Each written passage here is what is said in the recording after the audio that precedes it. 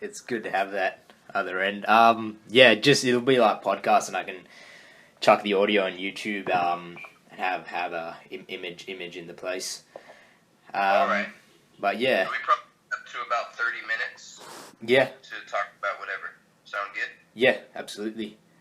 I guess initially, just with your story, I wanted to ask, what initially made you want to become a trainer, I guess, or involved in this industry?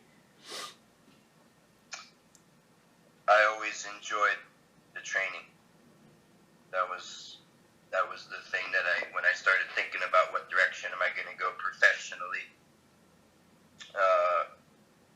27 years old, and we come to points in life. There's key moments that if we look backward, we recognize there's particular moments in time where we come across a fork in the road and we can go this way, we can go a different way. And it's not always either or. There can be maybe thousands of different roads that you could pick, but the point is you end up picking a particular road, and that leads you. So we can't, hindsight is 20/20, right? We can't see the future. So it's not one thing that would have led me in that direction. It's a accumulation of a life experience up to that point. You see what I'm saying? So basically, I followed my heart, and I did what I enjoyed, and I do what I enjoy, and never thinking about, never sitting down and doing a financial analysis. I never sat down and did a projection. Not to diminish that aspect or to say that that's unimportant, because I'm not a financial advisor, so I don't give it, my expertise is in the things that I know about, so I never, even though at times in life there's definitely financial aspects, and you think people do think about, okay, I need to make some money, it's important not to be distracted by that, because I guess what I'm trying to say to get to the point is one should identify their calling and then go about living that. And, it's easy for me to say now what led me, because I can just look back and say I loved it. This is what I was meant to be. But we don't know these things sometimes. We're very uncertain because, again, we're uncertain about the unknown. The future is an unknown. So it all comes down to the mind, how to use the mind, and how to have clear ideas and then put energy in the correct direction.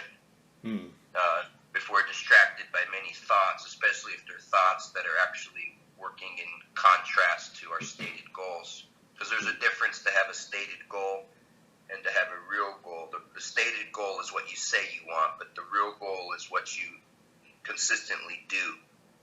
And sometimes if the language isn't clear, because between the conscious and the subconscious mind, then essentially, if we observe ourselves, we feel and we look like we're spinning our wheels. But when you have a clear purpose of what it is that you're doing and what what's important to you and what you enjoy, that's really what it comes down to. This is what I enjoyed. I've always enjoyed it. So I thought about, well, I'm going to turn this into my profession. Now I don't even think about it in terms of profession any longer. So hopefully that makes sense. Yeah, absolutely. Words of wisdom there. I think a lot of people can and should take that on board. I guess going on to the next question. When students ready, the teacher appears. Yeah. So yeah. I followed that path, and so far it's shown itself to be a truism. I guess following on from that, what would you, if you could give any, I guess you already have any, not advice, but any you could pass on to trainers or young trainers that are in the industry and still trying to find their feet, so to say? Yeah, I would say this interview is taking place in 2017, just for the archives purposes. In this day and age, we hear the term hacking. Hacking is a very pop culture. There's all these programs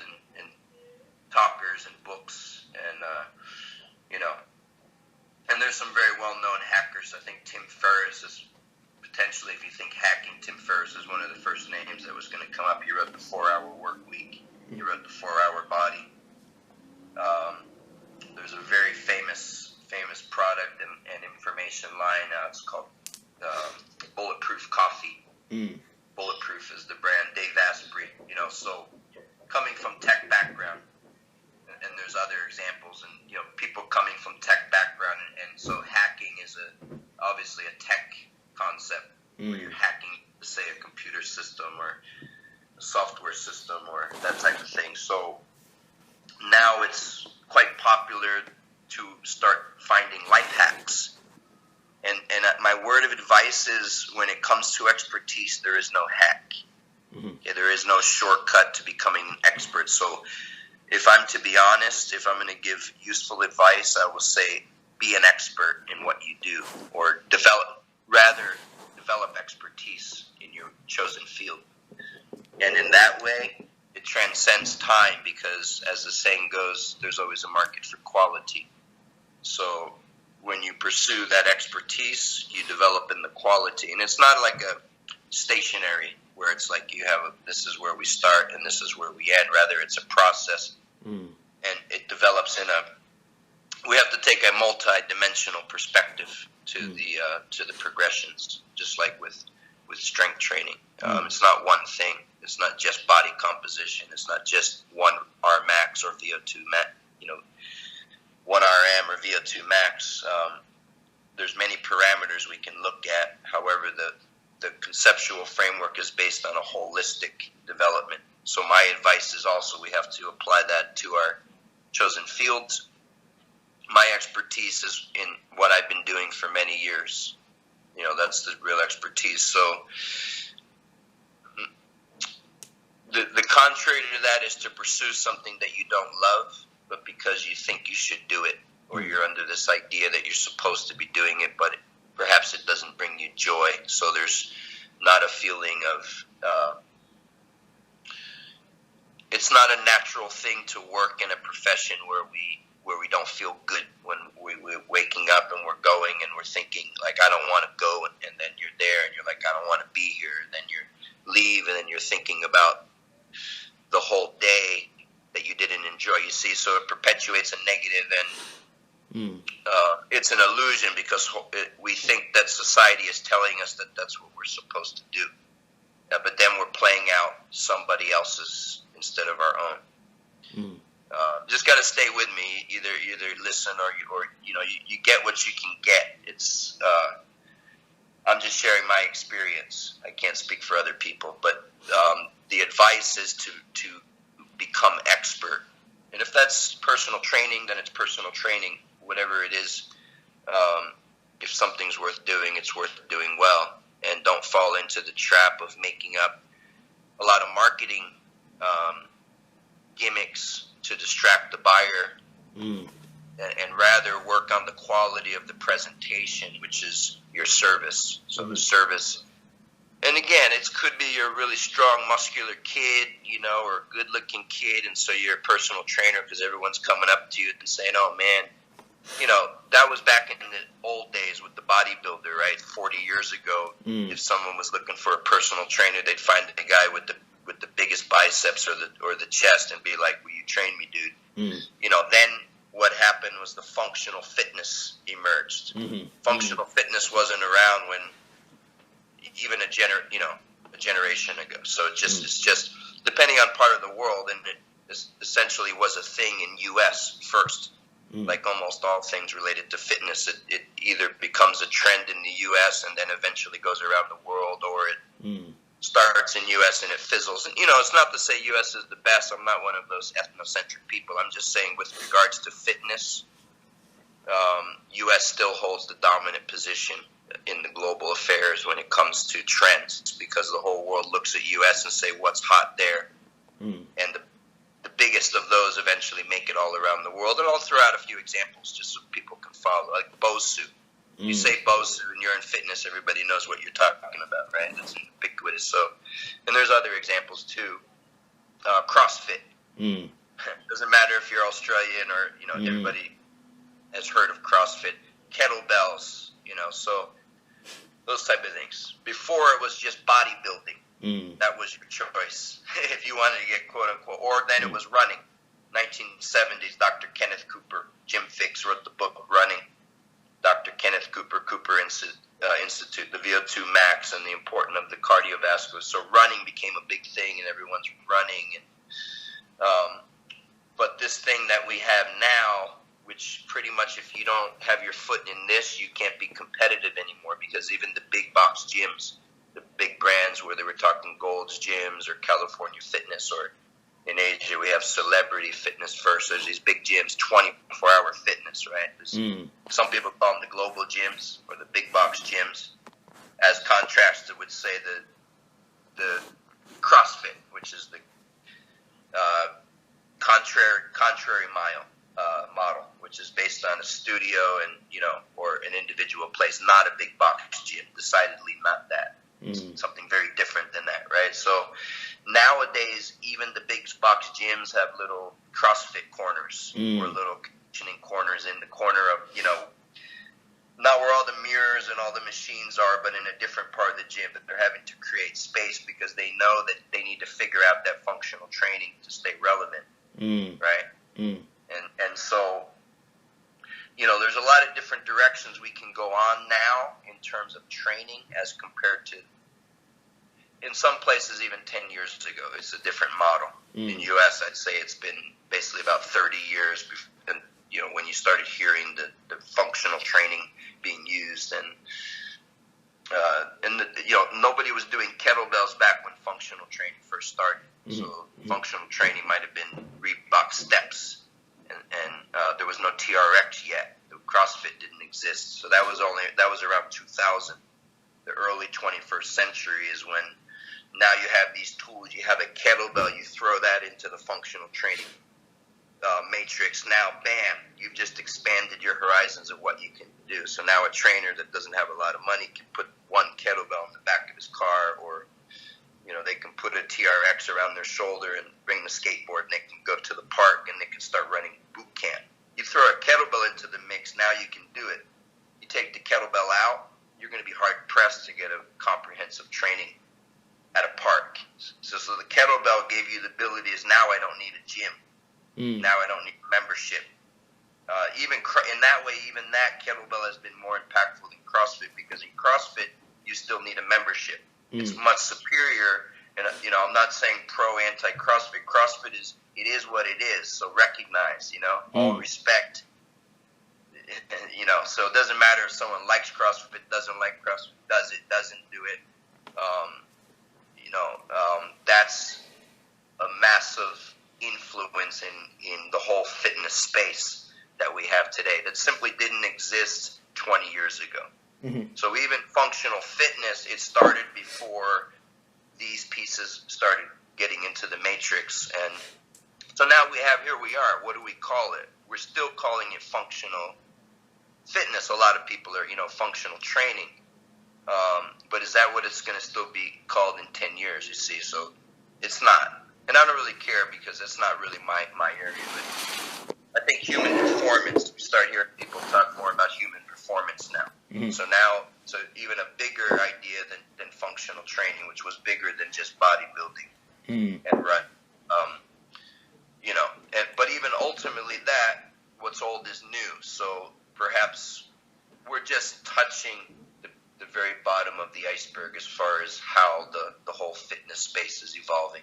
And I use the terms like space and community. I don't use the word industry, because that's not how I see things. I see it as community. I see it as moving away from the industrial model and moving into the world-centric model, which is the emerging model. And it's happening. So you just recognize and you get involved. And everybody does their part. It's all about helping people, because if you're a trainer and you're just egocentric, how far do you think that's going to go? What happens? Maybe you got the biggest bicep, but when you're 50 years old, are you still going to have the biggest bicep? So unless you develop as a whole person, probably not going to get a lot of sustainability. So my whole thing is about the individual must empower themselves, and the way we do that is through constant education. And don't lie about yourself. Don't use marketing to lie, because a lot of what we call marketing is lies. But it doesn't have to be that way. You understand? Because quality, there's always a market. So if you really just polish your skills constantly, and it's not one thing. It's not like, I got to train more, because I've been training a lot of people, but I'm not training myself. It's also which books are we going to read, or what types of habits. It's on a lot of different aspects, because being a trainer isn't just about the physical part. And actually, we're not the ones doing the work if we're training somebody. So I don't see I'm not personally a trainer. I'm involved with the training space because most of the people that come to my seminars are trainers. I'm training them, but I'm not really training them because you can train yourself. I'm not a babysitter. You know, like a beginner needs a trainer because they don't know what to do, so they need to be told, okay, step one, you're going to do this, and you're going to do for this many reps, and then you're going to rest for this long, now you're going to go over here, and you're going to do this. Okay, but that's for beginners. It's not something that for the rest of your life. Once you've done it for a while, now you know how to train, so you could train yourself. It's not the military where you have a drill sergeant. Some people do it like that, but that's not the space I work in, you see. You have to motivate yourself in life. I'm not going to motivate you. Maybe I will inspire you. You see? So that's where my work is, you know. So this whole thing, we say fitness, it covers such a huge area because it's not just personal training or group training or coaching athletes. There's people that are calling themselves life coach. You see that? It's a very, and it has a relationship with nutrition, right? And then we look at stress release techniques and stress management, and then there's the medical side of it because there's things like injuries and certain illnesses. And of course, those can be contraindications to the training that is prescribed, right? So because trainers aren't doctors. So it's a big thing, and we can't know everything about it. We need to understand where we fit on that. That's really the best advice. Where are you fitting? And the way we fit, the way to keep track of that is ask yourself, what are you contributing? What am I contributing? What valuable service am I providing? Because we're not here to just sit and wait for the world to do the work for us. The world is there giving us the opportunity to do the work for ourselves. And so you don't blow smoke. If I'm going to give it an advice to a trainer, stay true to yourself. Stay true. Be clear about what you're doing. Why are you do it? Because you need a job? Because if you just need a job, there's a lot of things that can be done for a job if you have the hustle.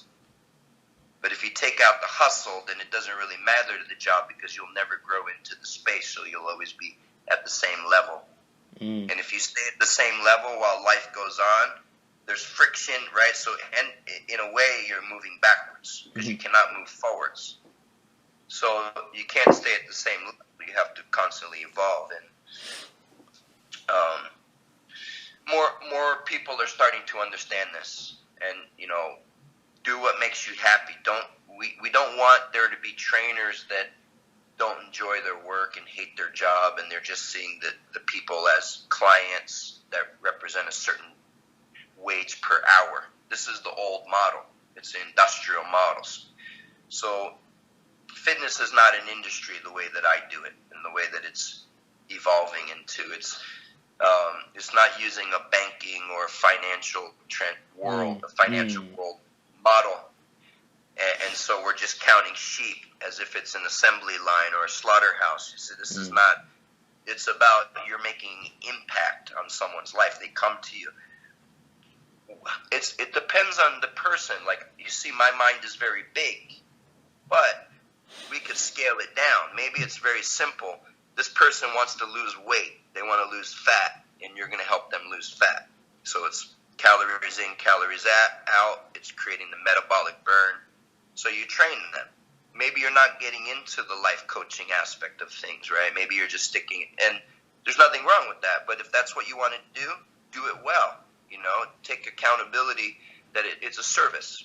It's a service. If you want to call it an industry, call it an industry. That's up to you. But there would be a service industry.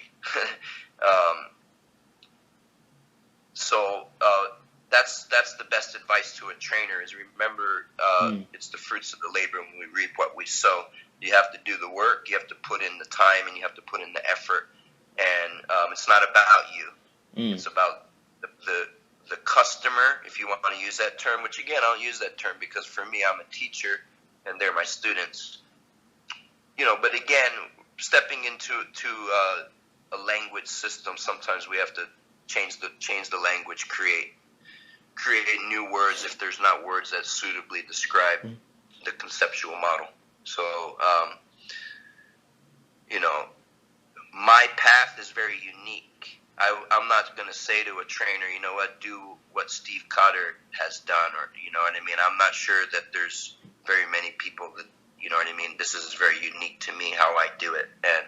But if it inspires people and gives idea, it's not for me. It doesn't matter what Steve Cotter thinks. Ryan Fernando's going to grow as big as he's going to grow. So it's not up to me to give you that approval or not. If I'm one of your mentors along the way, well, that's the highest honor that a teacher can have, is for a student to be grateful for the knowledge and to essentially you see that your student has become a better human being as the result of what you have taught them, right? So even a personal trainer, it's the same thing.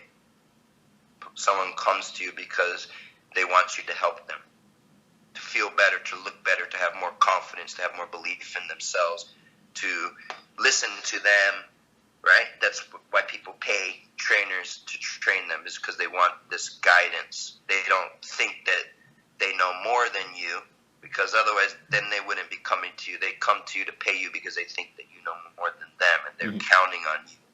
So the best way to do that is to be honest and don't make up BS and pretend like you know stuff that you don't know. Instead, stick to the stuff you know, do it and do it well, and then whatever you don't know and you need to know, go out and learn it. Because nowadays there's no excuse, because we got our good old Uncle Google, and if you don't know something, you can pull yourself over to the public library and get free internet, and you can do some research and do some reading.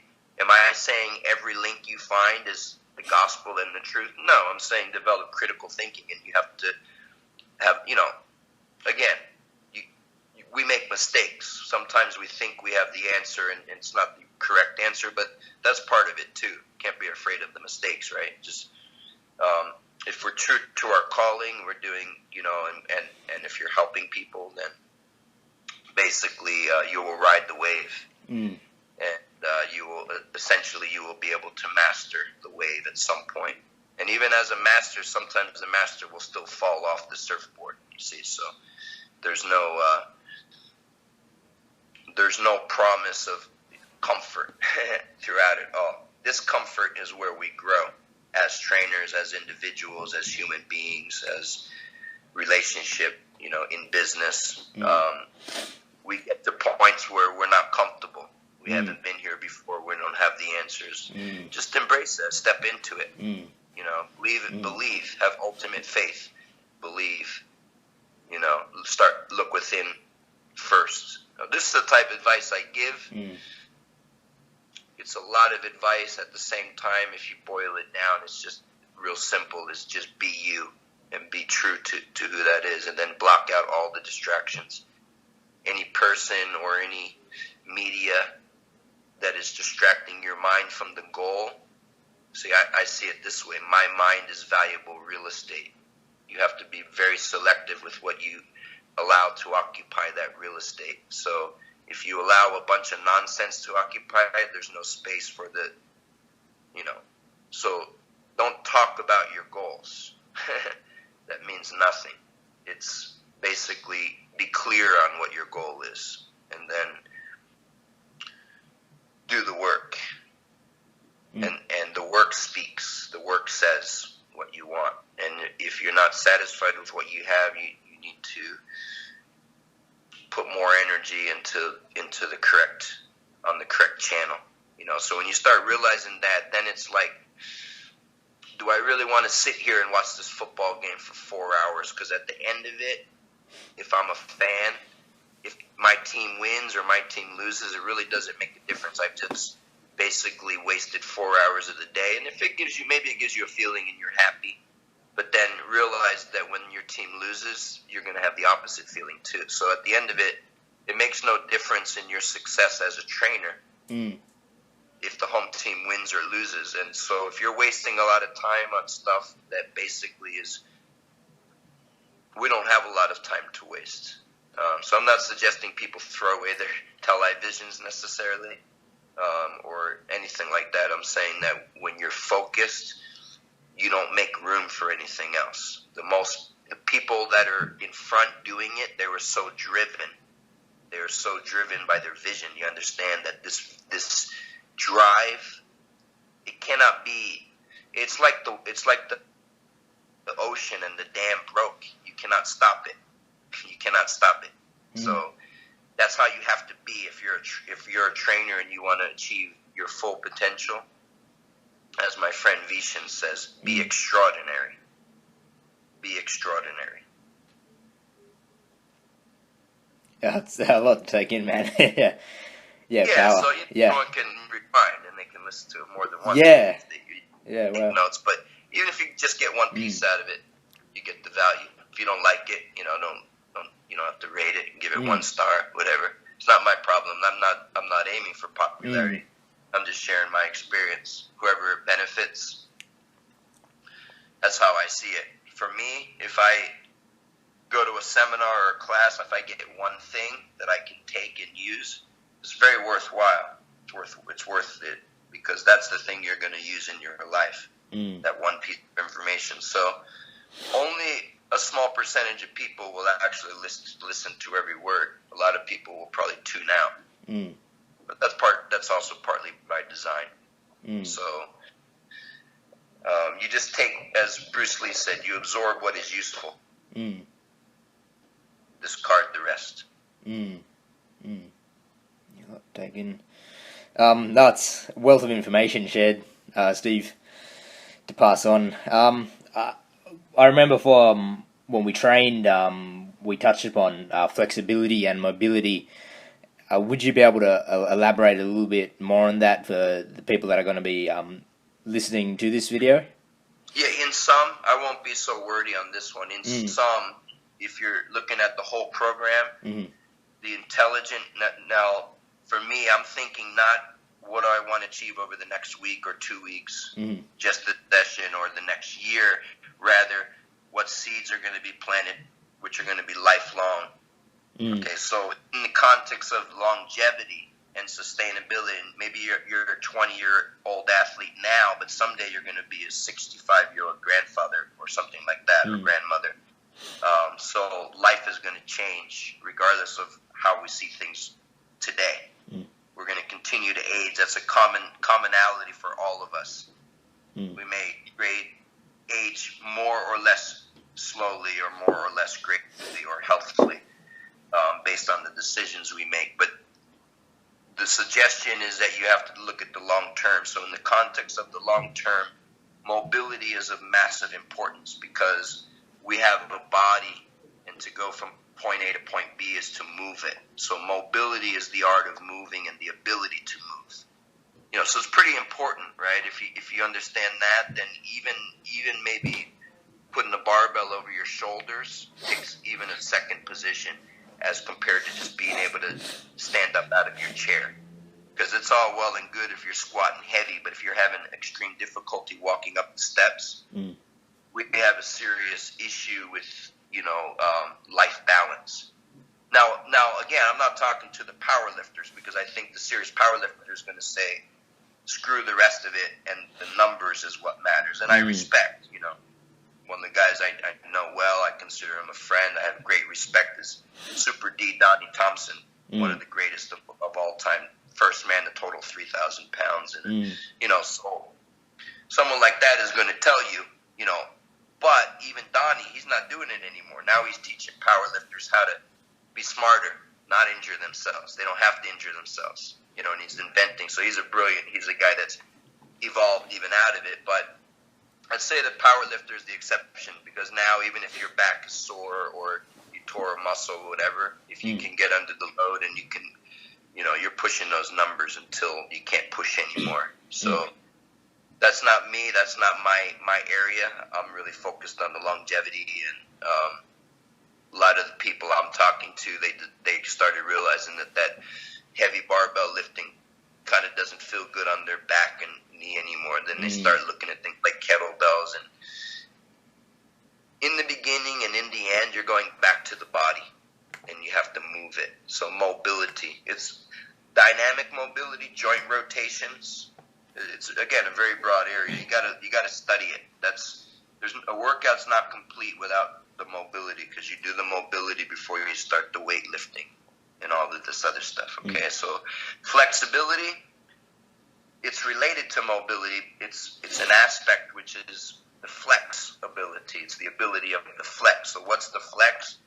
Well, this is the flex. I'm flexing my bicep. That's flex, right? But also, if I bend my body in half, I'm also, to bend is to flex. So to contract, I flex a muscle, I contract the muscle, that's to flex.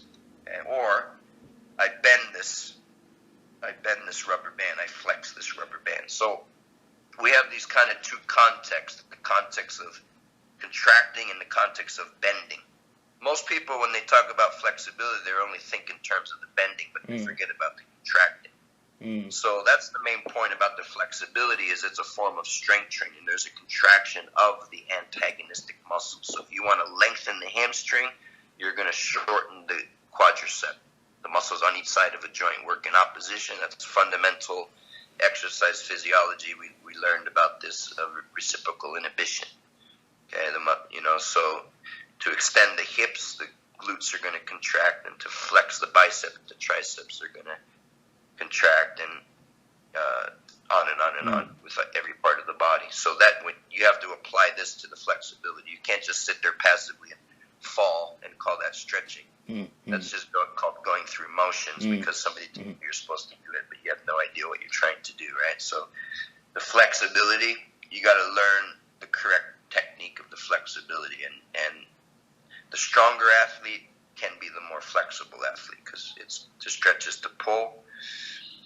And the stronger you are, the harder you can pull. The harder you can pull, the stronger the contraction. Okay, so the stronger you can contract the opposition muscle, the greater the range of motion. So when you understand flexibility this way, you don't poo-poo it. A lot of people in strength conditioning, they try to brush flexibility aside. They act like it's not important. They actively even teach that it's not important. You'll see things where people will refer to literature that says, the flexibility makes athletes slower.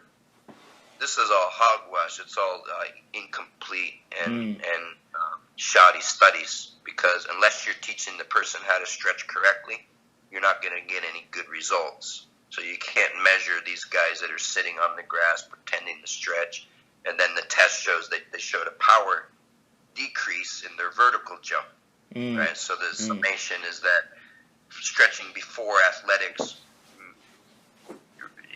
these studies have been out. We know about these reports for power athletes, and so they're saying now you do dynamic mobility instead. What I'm saying is no, it's not that simple. You need to be good at all of it. If you want the perfect athlete, if you're an athlete and you have a weakness in your game, then basically that's your limitation. That's your weakness.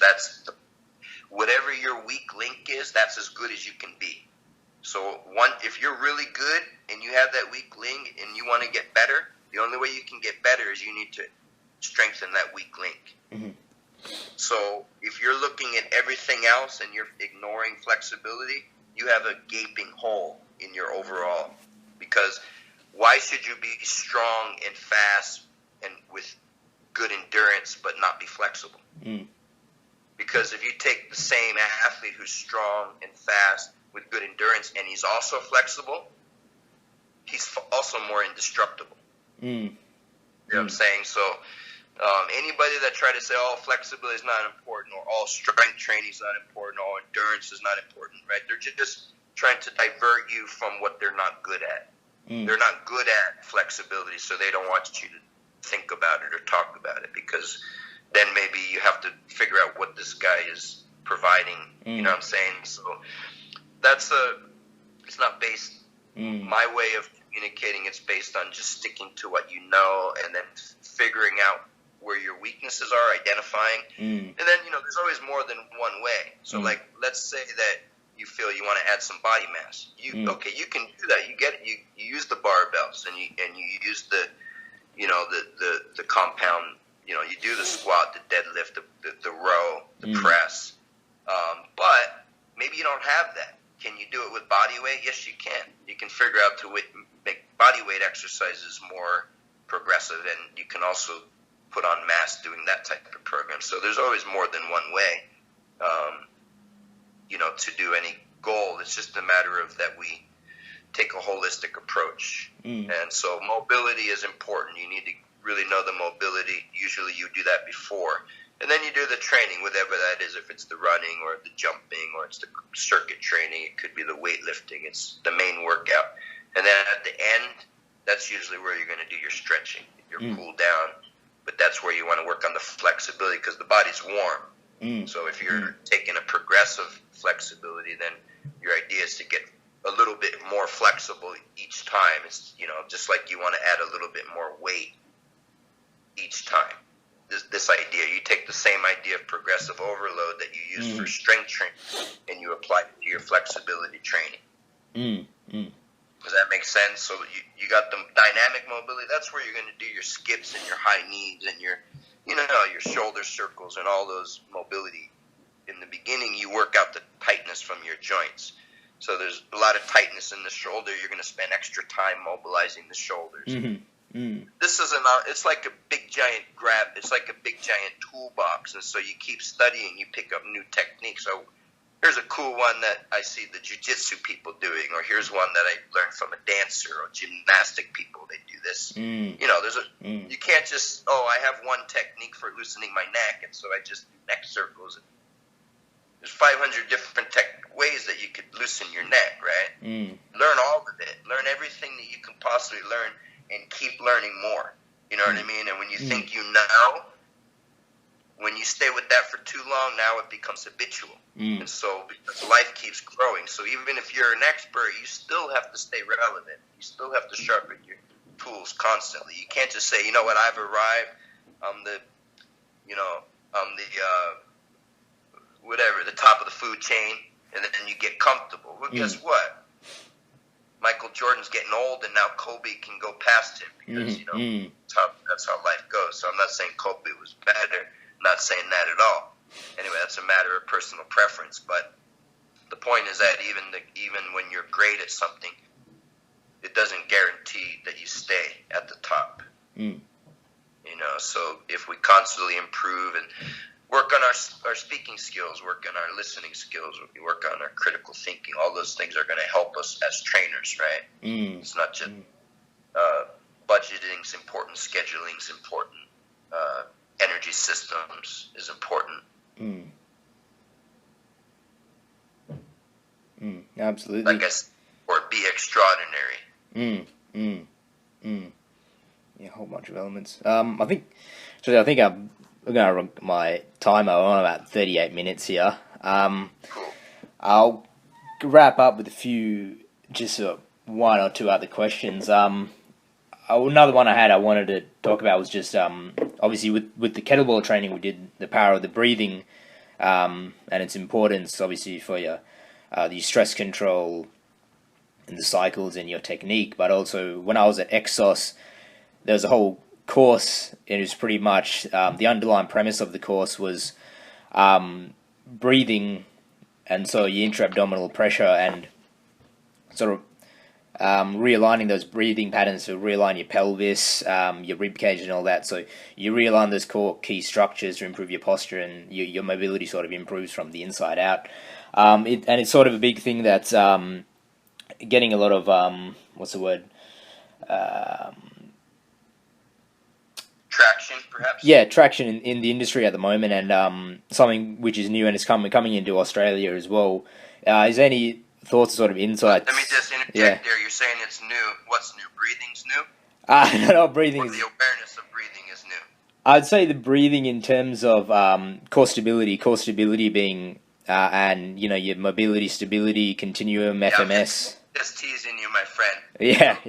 Obviously, anything related to breathing can't possibly be new because we've been breathing since the beginning and until the end. So whatever those points are, if they're even points, it's just actually perceptions, but that's another story. So what's happening is that what we're calling the strength conditioning and the human performance is becoming more intelligence, and we're going to the fundamentals again. So breathing is the fundamental, and movement is from there. But before you move, you're breathing. So if you were to parse it down, if you had to say there was a first lesson, the only possible first lesson has to be the breathing. And so if people are not breathing correctly, there's a lot involved in. What I'm saying is that's great that Exos is doing that, and that shows. And I had the fortune of spent a lot of time at Mark Verstappen just over the weekend in Munich. We were at the same, incredible guy, and you know, their program is very solid, and you know, they're correct. And if someone is not teaching breathing, then they're not really teaching the most important thing. So, but at the same time, this is not new. We look at the Eastern meditative traditions and the Qigong and the Tai Chi and the yoga from the Indian traditions.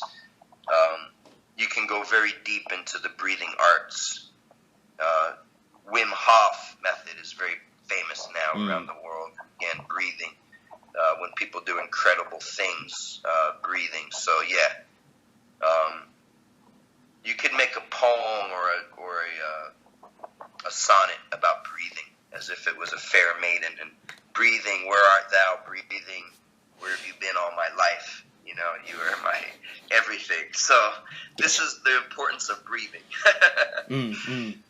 Interesting. Yeah, so good. My answer is yes. I agree. Yeah. Do it.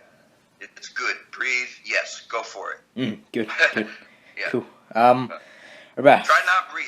And if you're successful not breathing, just create a new program. I'm sure it'll be massive success. You can figure out a way to do all these things and to break world records. And you don't even have to take one breath. Well, that's like an electric car. You know, it's just why waste breaths if you don't have to. But so far, to my knowledge, no one has figured out a way to do that. So I think for now, we got to stick with the breathing. Always be there. Yeah. That's a good way to look at it. I guess it's about 42 minutes in. No offense to my friends at Exos, but of course they would never tell you that they created the idea, right?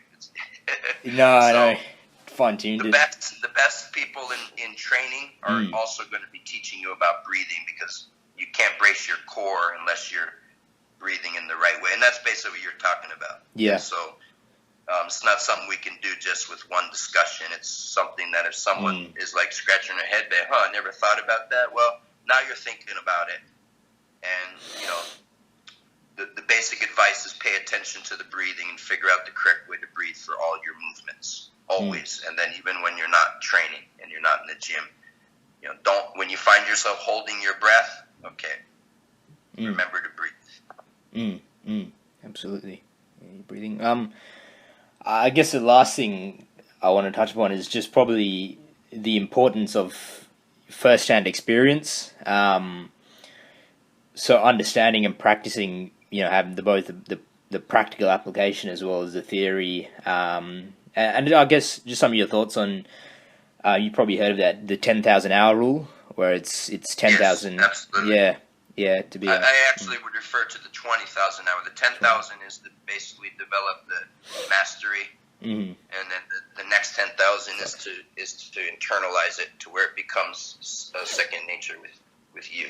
You know, so it's 10,000. Now you're the black belt, you know, or you're the world champion, and then another 10,000. Now you're Mike. You know, 10,000 you're Mike Tyson. 20,000 you're Customato, who's the guy that taught Mike Tyson everything he knew about fighting. So, 10,000 is your first goal, put it that way. But it doesn't end. It doesn't end with the 10,000. It's just that we're not even having the conversation. Don't show up and talk to me about anything until you put in the first 10,000. That's all I'm going to say about that. And that's basically another way of the hacking. We're not hacking that part. That part you still got to do. There's no hack for the 10,000 hour. You know, it depends on what we're talking about.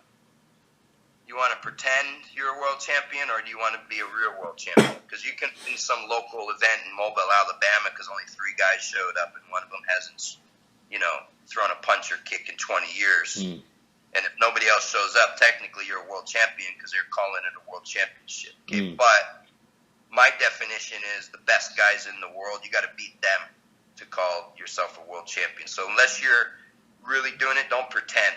That's just for, you know what I mean? That's serious business. So that's serious. Not everybody is an athlete. Not everyone's a professional athlete. Not everybody should train unless you're committed in every way. You know? So let's just talk about health. Let's just talk about being healthy and being fit and moving well and having a good quality life. We don't have to always think about, oh, you got to beat somebody in some workout. You know, or you got to beat somebody. Who are you actually competing with? You're competing with yourself to make yourself a better version of who you are. That's all that shit important, right? So that's my ideas about that. But yeah, 10,000 hours for sure, man. Absolutely. Was that time to waste? Get to work. Yeah. Time to train. Exactly. Yeah. Would that have some bearing to the way you've structured your own courses with the testing and that as well? Yeah, I mean, it's about competence. Like, you know, you have a base level of competency. I'm not looking for flawless. I'm not looking for, you know, because everybody's different. Some people are more graceful than others in how they move, but there's a base level of competence, and you can't get to that level if you're making certain mistakes. So you put in some time. And for someone that's a natural athlete, it may take them 100 practice hours. For someone that's not a natural athlete, it may take them 1,000 practice hours to get to that basic level of, you know, now we can have a solid platform to build upon. And then if you want to take it to the highest levels, you have the knowledge that you need to do that. Now you still got to put in those 10,000. It doesn't matter if you go to the gym or if you go and do it in your Courage Corner. Nobody's, you know, the clock takes account for itself. So, you know, you still got to put in the time. I'm not expecting someone to come to level 1 and they're a master, because if they have nothing more to learn, they don't need to take a kettlebell course. Right? What I'm interested in is giving them the foundation, and now they got to verify that they have the competency by the standard. So I set a high standard. Approachable. But, again, you can approach it if you put in the time to develop the skill. If you don't put in the time, you'll never approach it. Well, as far as I'm concerned, it's serious business, because if you're just picking up a kettlebell and flailing it, you don't know, you're going to be hurting people. And now kettlebells gets a bad reputation, and people say, oh, kettlebells hurt you. No, bad trainers hurt you. Irresponsible trainers hurt you. Stupid, doing too much too soon, lifting weights that you have no business because you can't own it. Because you're, you know, starting heavy because your ego wants to look good instead of starting light because your technique. So, you know, that's it. That's how I do my certification. You have to earn it. And now if you're certified with me as a level 1, you can be very confident that you have a very strong stamp of approval, you know what I mean, that stands the test of time. And I would like to see that same level of standard applied more in the fitness space. There's a lot of certifications out there that basically all you got to do is pay your money and show up, and you walk away with a piece of paper. If you don't work for it, it has no value. Yeah, actual hard work. Yeah, a lot of learning from that as well. Yeah, I'll put an end to that. Steve, thank you so much for your time. You're welcome, Ryan. Yeah, a lot of good stuff we can bring back to the friends and the listeners out and about all across the world as well. Yes, thank you once again.